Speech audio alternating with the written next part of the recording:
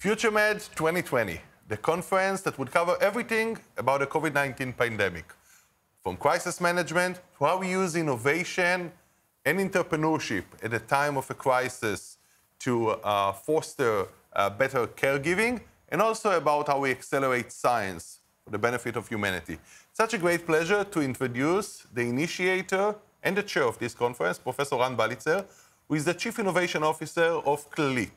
Clalit is the largest health provider organization in Israel and one of the largest of its kind in the world, and known around the world for its innovation, the use of data, and the way that you change caregiving through technology. Yes, thank you so much, Nimrod, and thank you for taking this role as a host of this exciting day. Indeed, Clalit is the largest healthcare organization in Israel, and it has been involved in using data and technology in an innovative way in order to revolutionize and change the way we practice care for the millions of members, over 52% of the Israeli population. And I think that the challenge that COVID-19 has brought upon us made us truly soul search ourselves and try to see how can we really leverage all of this experience in order to better cope with this ensuing challenge. So today we are going to talk about all the challenges that were introduced to humanity at the time of this pandemic.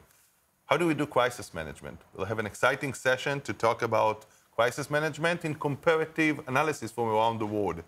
Definitely so. And so there will be several viewpoints on crisis management, on accelerating science, on technology. This is going to be really a very, I think, dynamic day that is going to be unfolding in front of us. And we are very fortunate to be able to have such a group of luminaries spend time with us and share with us some of their thoughts, some of their experience, some of their aspirations for the future, and some of the insights and their lessons learned that will allow us all to do better as we try to cope with the challenges, each of us in our own country, in our own organization, and actually to some extent in our own family. We are all really somehow moving in the dark and trying to find the right path forward. I think in this conference, we'll try to see whether we can move less in the dark and be enlightened by technology and data.